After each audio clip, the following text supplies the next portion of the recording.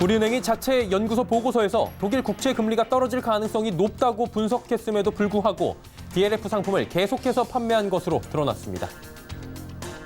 이마트24 근처의 노브랜드 전문점과 이마트 에브리데이의 출점이 이어지며 이마트 본사에 대한 편의점 점주들의 제소가 줄을 잇고 있습니다. 일본 여행 거부 운동으로 한국인의 일본 여행이 크게 줄며 관광 수입이 높은 일본 지자체들이 어려움을 호소하고 있습니다. 올해 2분기 가계 실질 소득 증가율이 5년여 만에 최고치를 기록했습니다. 센 뉴스 플러스 출발합니다.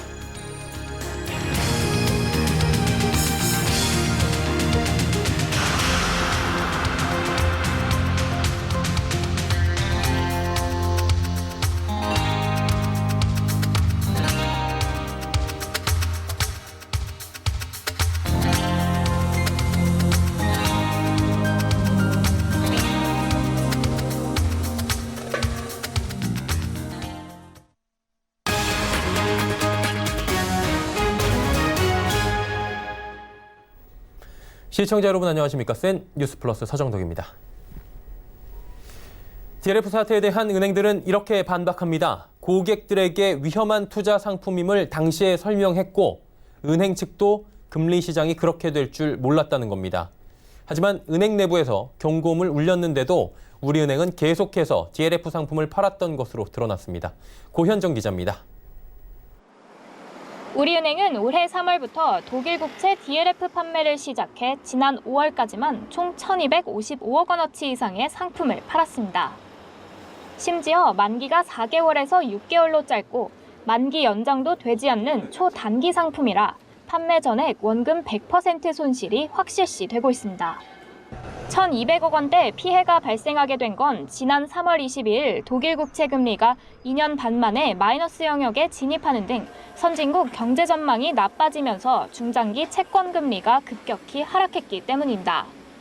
하지만 일주일 만인 3월 29일 발간된 우리금융경영연구소의 보고서는 미국 금리 하락세가 이어지는 가운데 글로벌 금리도 동반 하락할 전망이라며 독일과 영국의 금리 하락세를 직접 언급합니다. 이어 4월 2일 나온 정기보고서에도 올해 처음으로 독일 국채 금리 추이 그래프 등 관련 내용이 나오기 시작하는데 결국 3월 안에는 상황의 위험성을 충분히 알았음에도 DLF를 계속 팔았다는 결론이 나옵니다. 3월 보고서에는 향후 장단기 금리 역전이 발생할 가능성이 높다는 분석도 들어있습니다. 자체 연구소 보고서를 통해 이른 국제금리 전망을 했음에도 우리은행은 미국과 영국 금리 연계 상품까지 포함한 DLF 상품 총 4천억 원어치를 판 겁니다.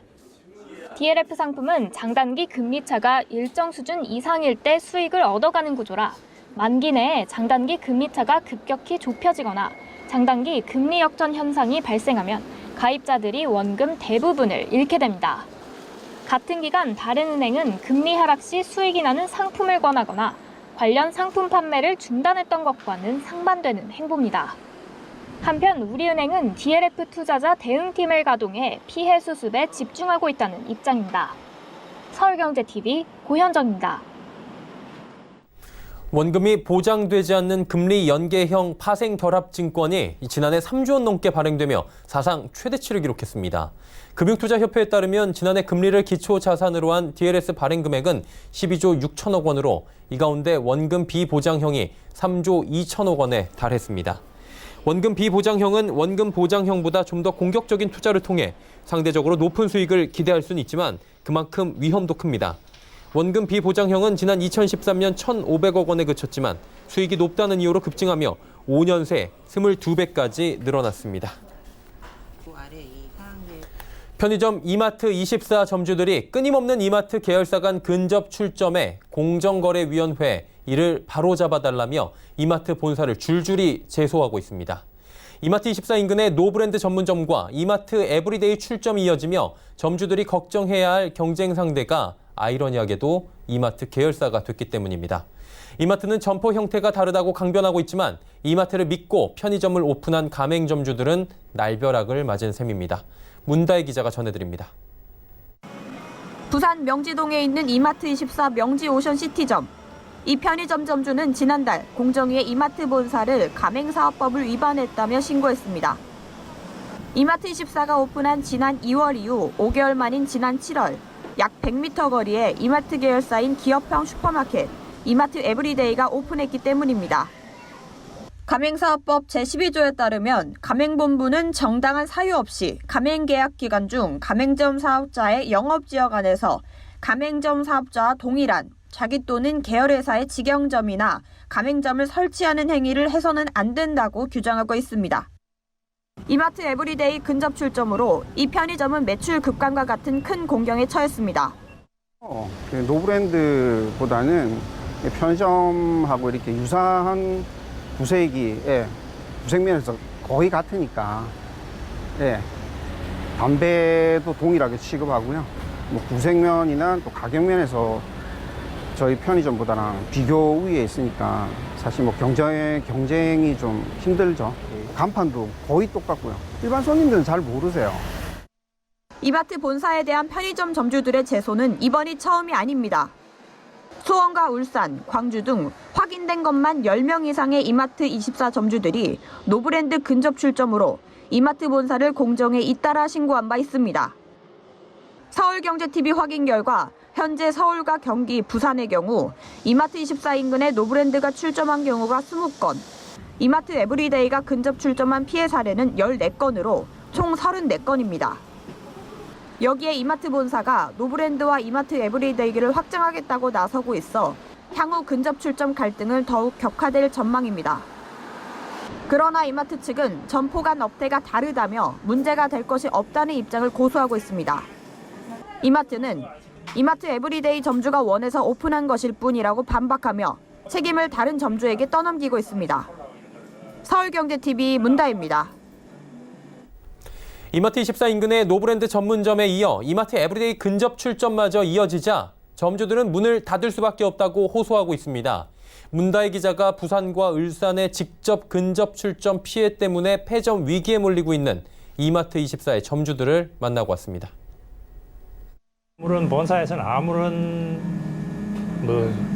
찬조나 협조가 하나도 없고 저만 매출만 20-30% 떨어지는데 그걸 확실히 알 수 있는 게 여기 노브랜드는 대형마트이기 때문에 한 달에 2번 쉬거든요. 그 쉴 때 우리 매출이 20-30만 원은 쉽게 더 올라와요. 그것만 봐도. 울산 성남동에 있는 이마트24 편의점 점주는 요즘 밤잠을 이루지 못하고 있습니다. 10m 거리에 이마트 PB 상품만 취급하는 노브랜드 전문점이 들어온 다음부터 매출이 30% 가까이 곤두박질 쳤기 때문입니다. 제가 위치한 이곳을 기준으로 오른편에는 노브랜드 전문점이, 왼편에는 편의점인 이마트24가 위치해 있습니다. 이들 점포 간의 거리는 약 10발자국 남짓에 불과합니다. 이마트24의 근접 출점 피해는 이곳만이 아닙니다. 부산 명지동에 있는 이 편의점은 기업형 슈퍼마켓인 이마트 에브리데이가 100m 거리에 들어온 다음부터 매출이 10% 줄어들었습니다.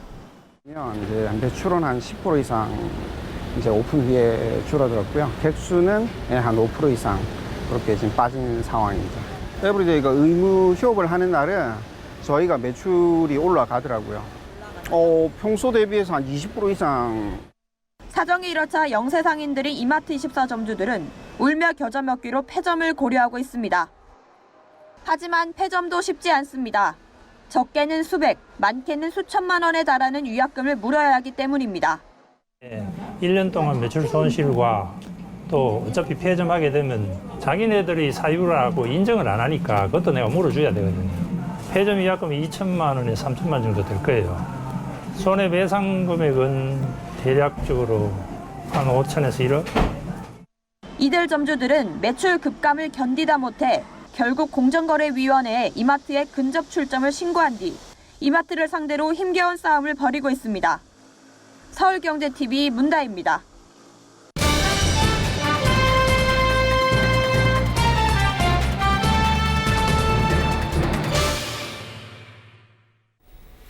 앞서 보신 대로 약 4,100여 개 이마트24 편의점주 중 상당수가 이마트의 근접 출점 강행에 폐업 위기까지 내몰리고 있다고 합니다.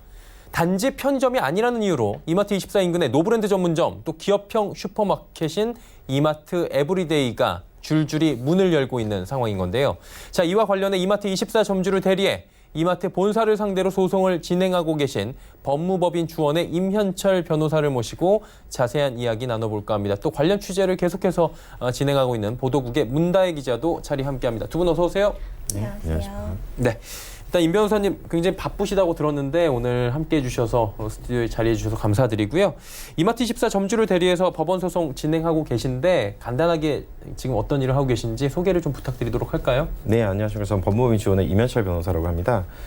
최근 작년부터 그 이마트24와 노브랜드 근접 출전의 문제로 한 5건의 소송을 진행했고 그 마지막 한 건이 지금 대법원에 진행 중인데 그 사건에 대해서 지금 한 1년 한 7, 8개월 정도 계속해서 소송을 진행하고 있습니다. 네, 오늘 그와 관련된 이야기를 팩트에 기반해서 오늘 조심스럽게 이야기를 해주시고자 이 자리에 나오셨고요. 일단 뭐 이 사건을 취재하고 있는 문 기자와 먼저 이야기를 나눠보도록 하겠습니다. 울산에 성남전 사건이 있다고 하는데 어떤 사건인지 먼저 설명을 들어볼까요? 네, 이제 첫 번째 사례가 이마트24 울산 성남점입니다. 예. 점포 바로 앞 건물에 100평짜리 노브랜드 전문점이 하나, 그리고 옆으로 180m 거리에 60평짜리 노브랜드 전문점이 하나, 총 2개의 노브랜드 전문점이 이마트24 편의점 인근에 근접 출점한 사례입니다. 이로 인해서 기존의 이마트24를 이용하던 소비자들이 편의점인 이마트24보다 좀 더 가격이 저렴한 노브랜드 전문점을 더 많이 이용하게 됐고요. 이로 인해서 매출 하락이 실제로 발생하고 있습니다. 울산 성남점의 경우는 이로 인해서 매출이 약 30%나 떨어진 것으로 드러났습니다. 네. 일단 소비자 입장에서만 보자면 근처에 이렇게 몰려 있다면 가성비가 좋고 좀 저렴한 곳으로 가기 마련이고 이로 인해서 결국 매출이 하락했다라는 건데 보니까 2심까지 패소했다고 하더라고요. 대법원까지 갔는데 변호사님 어떤 일이 있었나요? 이 이마트24와 그다음에 노브랜드는 예. 같은 계열회사입니다. 즉 주식회사 이마트24가 이마트24 편의점을 운영하는 것이고 주식회사 이마트가 노브랜드를 운영하고 있습니다. 예. 그렇다면 결국은 하나의 기업 집단에 속하는 곳이 결국 상권 침해를 하는 것인데 이와 관련해서 법률에서 규정이 없는지 있는지가 지금 현재는 논의되고 있는 것입니다. 그렇죠. 그러면 그 가맹 사업을 하면 기본적으로 상권이 있습니다. 가맹 계약서에서 뭐 100m, 200m 이것이 뭐 화장품이 됐든 편의점이 됐든 그 지역이 있는데 그 지역 안에 내가 장사가 잘 돼서 하나를 더 넣고 싶단 말입니다. 그럼 넣을 수 있는 방법이 계약서 때문에 못 넣는데 그렇다면 계열회사를 이용해서 만약 넣는 것이 자유롭다고 하면은 그러면 계열회사를 넣고 그러면 총 그룹의 매출은 올라갈 수 있는 구조거든요. 그래서 그런 거를 막기 위해서 이 법을 만들었다고 저는 생각을 하고 예. 이에 대해서 당연히 1심, 2심을 들어갔는데 이에 대해서 법원 입장에서는 계열회사까지 규율하는 것은 옳지 않다라고 판단을 하는 것 같습니다. 그러니까 한마디로 말해서 이마트24 같은 경우 이마트24 법인 것이고 네. 그리고 노브랜드는 이마트 법인이기 때문에 다른 회사, 별개의 회사로 지금 보고 있다라고 저희가 이해를 하는 게 맞는 것 같아요. 그러면 네. 이게 어떻게 보면 형식 논리 같기도 한데 이게 어떻게 저희가 봐야 되는지 참 이해가 안 가거든요. 제가 조문을 잠시 설명드리면 예. 조문이 이런 식으로 되어 있습니다. 가맹본부가 정당한 사유 없이 정당한 이유 없이 예. 그 가맹사업자의 영업지역 안에서 자기 또는 계열회사라고 되어 있거든요. 여기서 계열회사는 문장이 나오긴 나오죠. 그러니까 단어가 나오죠. 계열회사. 자기 또는 계열회사의 그 동일한 업종을 영업을 해서는 아니 된다고 되어 있는 것입니다. 그렇다면 계열회사가 있으니까 계열회사가 그 영업을 하면 안 된다는 것이 저희 입장인 것이요. 예. 근데 아까 처음에 출발할 때 제가 가맹본부가라고 했지 않습니까? 예. 그러니까 이 주어는 가맹본부가니까 그 책임의 주체는 가맹본부만 진다는 것이죠. 만약 영업금지 가처분을 주식회사 이마트24한테 한다고 하면은 이 영업을 하는 주체는 주식회사 이마트가 노브랜드를 하는 거거든요. 그럼 영업을 하지 않는 사람한테 영업을 하지 말라고 영업금지 가처분을 할 수는 없는 거 아닙니까?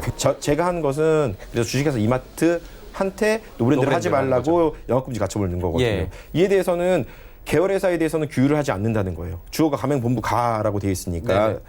그래서 기각이 나오는 거죠. 이 조문에 대해서 판단 자체를 안 하는 거죠. 그러면 이 조문은 만들어서 도대체 어디다 쓰는지. 제가 그래서 이 조문을 만든 국회에서 만들었을 거 아닙니까? 그쵸, 조문을. 그쵸. 네. 그래서 제가 한번 여쭤봤어요. 그 조문을 만들 때 참여하신 분들한테 한 2분 정도에 대해서 한번 그때 질문을 했는데 거기서 나온 말은 이런 거 규율하려고 이거 만든 거 맞다라는 거예요.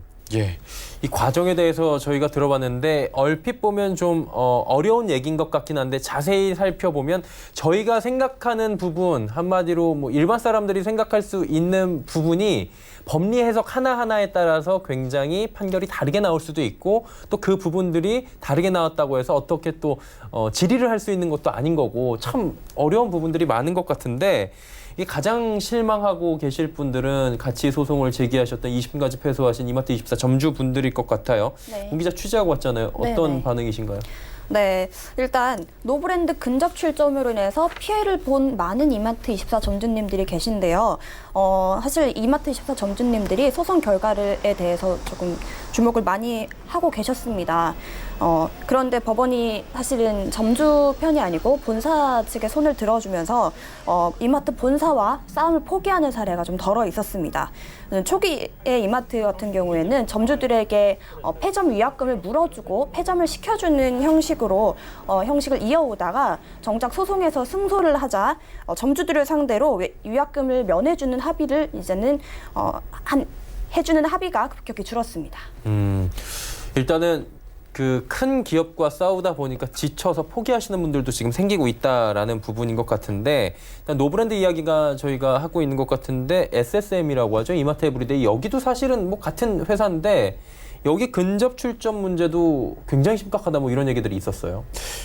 이마트 에브리데이에서 파는 것이 더 문제가 될 수 있는 파트가 분명히 있는 게 이마트 에브리데이 그 문제되는 곳 같은 경우는 담배를 현재 판매하고 있거든요. 예. 담배 매출이 상당히 이제 두 업태에서 문제가 되고 있습니다. 동일한 업종 판단하는데 이마트 에브리데이가 만약에 여기에 들어왔을 때 문제가 된다라는 거는 어떤 파트가 문제가 되냐면 아까 말씀하셨듯이 이거는 SSM이잖아요. 예. 네. 과 과연 그 편의점하고 동일한 업종으로 판단할 것인지가 문제인 거죠. 자, 그렇다면 이제 뭐 차치하고 대법원 판결이 남아 있는 상황인 겁니다. 경제적인 약자라고 할 수 있어요. 이마트24 점주분들이나 뭐 이런 분들 같은 경우에는. 사실 저희 입장에서는 좀 이런 판결들은 좀 전향적인 판결이 기대가 된다라고 할 수도 있는데 법리 해석이나 이런 것들은 좀 잘 따져봐야 되는 거잖아요. 뭐 담당 변호사 입장에서는 대법원 판결이 좀 입법 취지를 고려하고 그다음에 가맹사업법이 기본적인 취지는 예. 가맹 점주의 보호라고 저는 생각을 하기 때문에 판결이 나와줬으면 좋겠는데 대법원에서 판결을 할 때 이 조항이 만약에 이렇게 계속 끝나면은 결국 계열회사를 이용해서 누군가가 어떤 그룹이 똑같이 만약에 하면 그렇다면 영업금지 가처분, 손해배상 둘 다 사실 쉽지 않아지거든요. 그렇다면 굳이 계열회사 조문을 따로 만든 이유가 없어져요. 그러면 결국은 공은 잘못 만든 국회로 넘어가게 되는데 그럼 그 사이 입법 공백이라는 게 저희가 발생하잖아요. 법원이 만약에 이걸 못 받아들이면 국회가 해결하면 되지 않을까라고 생각을 합니다. 예, 알겠습니다. 요즘에 이슈가 되고 있는 이마트24와 노브랜드 간의 근접 출점 사건, 이 사건을 맡고 계신 임현철 변호사 그리고 취재하고 있는 문다혜 기자와 함께했습니다. 두 분 고맙습니다. 네, 감사합니다.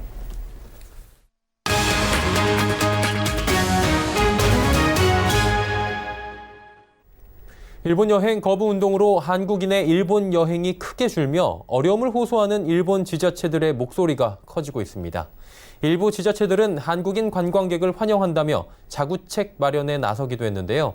심각성을 인지한 일본 외무성에서도 사태 수습에 나섰다고 합니다. 김성훈 기자가 전해드립니다. 일본 내에서 한국인의 일본 여행 급감에 대한 우려의 목소리가 커지고 있습니다. 마이니치 신문은 최근 2달 사이에 한국인 손님이 80% 정도 감소한 오사카의 한 음식점 사례를 소개하면서 일본을 방문하는 한국인의 수가 앞으로 더욱 감소할 것 같다고 전망했습니다.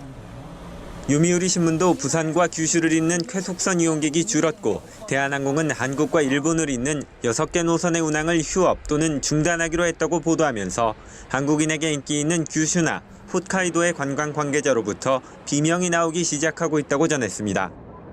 실제로 온천 관광지로 유명한 오이타현 여관 호텔 생활 위생업동 동업조합의 한 간부는 8월에서 9월 한국인 여행객의 예약 수가 봄 무렵과 비교해 5에서 6할 정도 줄어든 호텔도 있다며 이대로 계속되면 사활 문제라고 토로했습니다. 나루세 미치노리 일본 총합연구소 부주임 연구원은 7월부는 일한 관계의 악화가 확대하기 전에 예약한 사람이 대부분이라며 8월 이후 한국으로부터의 방문객 수 감소가 확대할 것이라고 예상했습니다. 일본 관광청에 따르면 지난 7월 일본을 방문한 한국인 여행자 수도 1년 전에 비해 7.6% 감소했습니다. 사정이 이렇자 한국인 관광객 유치를 위해 자구책을 마련한 지방자치단체도 있습니다. NHK는 지난 19일 일본 홋카이도 신치토세공항에서는 홋카이도현 직원들이 한글로 홋카이도에 오신 것을 환영합니다라고 쓴 현수막을 들고 지역 특산품인 멜론 젤리 등이 든 선물 꾸러미를 나눠주었다고 보도했습니다. 일본 외무성도 심각성을 느끼고 수습에 나선 모습입니다. 고노다로 일본 외무상은 정부 간의 어려운 문제에 직면했다고 국민 교류가 방해받을 필요는 없다고 생각하며 이런 때이므로 오히려 국민 교류를 적극적으로 해야 한다고 말했습니다. 서울경제TV 김성훈입니다. 경기도 안산시와 시흥시에서 각각 시작돼 광명시를 거쳐 여의도까지 가는 신안산선이 내달 9일 착공에 들어갑니다. 2024년 말쯤 개통될 예정인데요. 안산 한양대역에서 여의도까지 지하철로 100분 걸리던 게 25분이면 갈 수 있게 된 겁니다. 새로 여기 생기는 목감지구를 비롯해 철길이 한데 모이는 광명 지역 등은 교통 호재를 누리게 될 전망입니다. 정창신 기자입니다. 안산, 시흥, 광명 등 수도권 서남부 지역 주민들의 서울 출퇴근길이 빨라질 전망입니다. 신안산선이 개통되면 안산 상록구 한양대역에서 여의도까지 25분, 단원구 원시역에서 여의도까지 36분으로 대폭 단축됩니다. 새로 역이 생기는 지역이나 교통망이 추가되는 곳은 어딜까? 시흥 쪽 같은 경우는 시흥 목감지구가 이제 신설된 역이 있기 때문에 가장 주목을 받을 가능성이 높습니다. 광명 같은 경우는 기존에 지금 KTX라든지 일직동 일대가 교통 여건이 좋습니다만은 서울 도심 쪽으로 들어오는 노선이 마땅치가 않았다는 점에서 광명 일직동 일대도 역시 주목받을 가능성이 높고요. 시흥시 목감동엔 목감역이 신설되고 안산시 성포동엔 성포역이 새로 생깁니다. KTX역과 지하철 1호선 광명역이 자리 잡은 광명시 일직동은 2024년 신안산선, 2025년 월곶 판교선까지 개통 예정이라 복합 환승이 가능한 교통 요충지가 될 전망입니다. 이 지역 아파트값은 교통 호재가 선반영돼 이미 오른 상황. 일직동에 작년 2월 입주한 광명역 서밋플레이스 전용 84제곱미터는 지난달 8억 9천만 원에 거래됐습니다. 같은 면적 같은 층 분양가는 4억 4천만 원가량이라 2배 넘게 올랐습니다. 2017년 시흥시 목감동에 준공한 호반 베르디움 더 프라임 아파트 전용 69제곱미터는 지난달 4억 6천만 원에 거래됐습니다. 분양가가 2억 7천만 원가량인 것과 비교하면 1억 9천만 원 정도 오른 겁니다. 서울경제TV 정창신입니다. 올해 2분기 가계 실질 소득 증가율이 5년여 만에 최고치를 기록했습니다. 이 전체적인 소득이 개선된 건데 계층별로 살펴보면 분배 불균형은 더 심화된 것으로 나타났습니다. 통계청에 따르면 올해 2분기 실질 가계 소득은 한 해 전보다 3.2% 증가해 2014년 1분기 3.9% 이후 21분기 만에 최고 수준을 나타냈습니다. 이는 소득이 꾸준히 증가하는 가운데 상대적으로 물가가 낮은 수준을 기록한 데 따른 것으로 분석됩니다. 반면 소득 상하위 계층 간 격차는 더 커졌습니다. 지난 2분기 상위 20%의 소득을 하위 20%의 소득으로 나눈 5분위 배율은 5.3배로 이는 2003년 통계 이후 2분기 기준 사상 최대치입니다. 현대자동차가 미래 전기차 디자인의 방향성을 담은 EV 콘셉트카 45의 티저 이미지를 공개했습니다.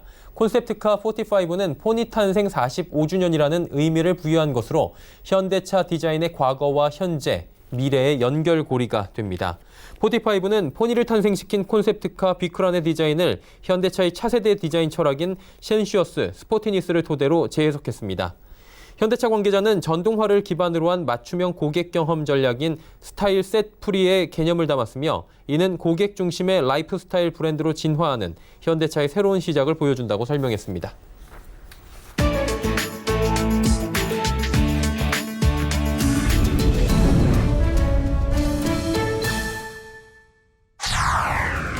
도널드 트럼프 미국 대통령이 미국에서 태어나면 시민권을 주는 제도를 거론하며 중단을 심각하게 검토하고 있다고 밝혔다고 로이터 통신이 전했습니다. 미국은 속지주의에 따라 미국에서 출생한 아이에게 자동으로 시민권을 부여합니다. 이 때문에 한국에서도 자녀가 미국 시민권을 갖도록 하는 원정 출산이 오랫동안 논란이 되어 왔습니다. 트럼프 대통령의 이 같은 언급은 불법, 합법 이민 강경 대응 기조에 따라 출생 시민권 제도의 존속 여부도 심각하게 검토하고 있다는 것이어서 주목됩니다. 출생 시민권 제도가 없어지면 원정 출산은 물론 학업과 근로 등의 이유로 미국에 체류하는 중 태어나는 아이들의 미국 시민권 취득도 어려워질 것으로 보입니다. 블라디미르 푸틴 러시아 대통령이 중거리 핵전력 INF 조약에서 탈퇴한 미국이 유럽에 중거리 순항미사일을 배치할 수 있는 가능성을 제기하며 만약 이러한 사태가 벌어질 경우 대칭적 성격의 상응 조치를 취할 것이라고 경고했습니다. 푸틴 대통령은 현지 시간으로 21일 핀란드 헬싱키에서 사울리 니니스토의 핀란드 대통령과 회담한 뒤 공동 기자회견에서 이같이 밝혔습니다.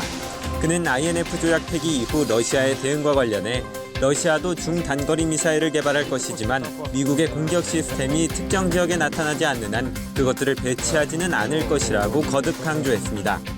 미국은 러시아와의 INF 조약에서 지난 2일 탈퇴하고 보름여 만인 지난 18일 캘리포니아주 샌니콜라스 섬에서 중거리 순항 미사일을 시험 발사한 바 있습니다. 축구 스타 크리스티아노 호날두가 자신에게 성폭행을 당했다고 주장하는 여성에게 거액의 합의금을 지불한 것이 공식 확인됐습니다. 미국 연예 매체 TMZ는 호날두가 자신을 성폭행했다고 주장하는 캐서린 마요르가에게 37만 5천 달러, 우리 돈으로 약 4억 5천만 원의 합의금을 지불했다고 인정한 법률 문서를 입수했다고 보도했습니다. 이 매체는 이 문서가 마침내 호날두가 마요르가와 합의하기 위해 지불한 금액을 인정했다고 의미를 부여했습니다. 한편 호날두 측은 호날두가 고소인에게 37만 5천 달러를 지불했다고 인정하면서도 유죄를 인정하는 것이 아니라 단지 법적인 분쟁을 언론에 공개하지 않는 비용이라고 주장하고 있습니다. 지난 20일 베이징에서 개막한 2019 세계 로봇 컨퍼런스에 인간의 동작을 모방한 휴머노이드 로봇들이 기량을 뽐냈습니다. 휴머노이드는 머리와 몸통, 팔, 다리 등 인간의 신체와 유사한 모습을 갖춘 로봇을 가리키는 말입니다. 이번에 공개된 휴머노이드는 냉장고에서 음료를 꺼내 병뚜껑을 따고 혼자서 컵에 따르는 작업까지 실수 없이 해냈습니다. 동작은 사람에 비해 다소 부자연스럽지만 빠르게 진화하는 로봇 산업의 미래를 엿볼 수 있습니다. 이번 컨퍼런스에는 세계 180개 기관과 기업에서 700개 이상의 로봇이 참여했습니다. 커다란 뱀을 맨손으로 잡아내고 있는 이 사람은 태국의 소방대원입니다. 16년 경력의 이 소방대원이 지금까지 잡은 뱀만 10,000마리에 달합니다. 태국에서는 불 끄기보다 뱀 잡는 실력이 소방대원의 중요한 자질로 꼽히고 있다고 하는데요. 이 소방대원에 따르면 하루 평균 100여 건의 신고 전화가 오지만 그중 화재는 한두 건에 불과하고 대부분 뱀을 잡아달라는 내용이라고 합니다. 다친 상태로 페루 해안에 떠밀려온 새끼 향유고래 한 마리가 구조를 기다리다 끝내 숨졌다는 안타까운 소식이 전해졌습니다. 해안 암초지대에 갇혔던 새끼 향유고래는 시민과 구조대의 도움으로 암초지대에서는 벗어날 수 있었지만 심각한 부상으로 결국 안락사됐습니다. 새끼고래는 암초지대에서 생긴 열상을 비롯해 포식자에게 공격받아 생긴 것으로 추정되는 깊은 상처에서 계속해서 피를 흘리고 있었습니다. 현장에 있던 수의사는 고래의 생존 가능성이 없다고 판단하고 안락사 처리한 것으로 알려졌습니다.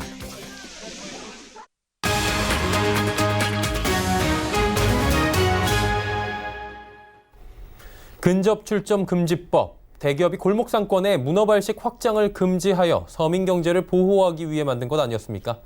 이마트24와 노브랜드의 법인이 다르다는 이유만으로 근접 출점 금지법에 보호받지 못한다면 이 법의 입법 취지 대체 무엇이었으며 서민 경제와 골목 상권 보호는 어떻게 받아야 하는 것인지 궁금해집니다.